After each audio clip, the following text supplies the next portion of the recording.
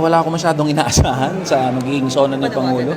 Kasi for 4 years in the administration of PBBM, walang kahit isang makabuluhan na batas na naipasa o na-include man lang dun sa priority. Specifically for wages, tapos doon sa pag-address sa problema ng mga manggagawa. Take note, there are 2 pending bills in the House of Representatives. First is the legislated wage increase, 200 pesos. So nakatenga, hindi umuusad. Second, House Bill number 8081, yung magbubuwag ng provincial rate. Nakatenga rin, 200 congressman ang sumusuporta dito, take note, including House Speaker Bo GB. Pero malinaw ang tugon ng administration na hindi ito priority. So anong ire-report ng Pangulo tungkol sa mga manggagawa? So that's the problem. Kaya walang masyadong inaasahan.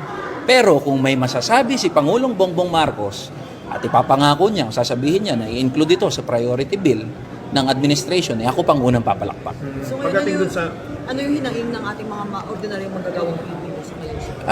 Una, ang panawagan kasi dalawa no? Sahod itaas, presyo ibaba.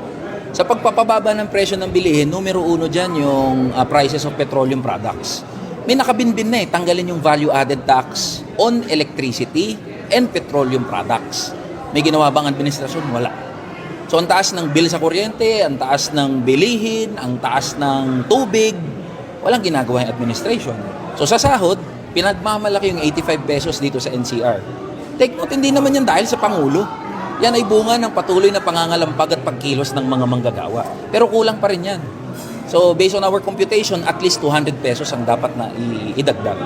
Pagdating sa korupsyon, anong inaasahan yung sasabihin ng Pangulo? Tingin ko baka ipagmalaki niya yung mga naipakulong in the recent months.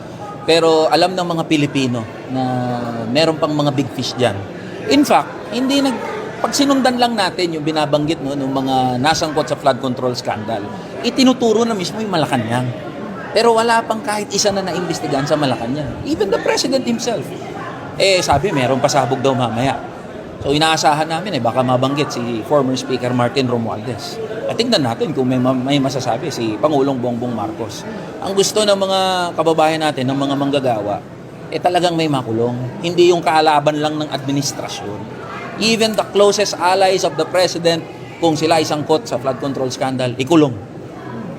Salamat. Thank you.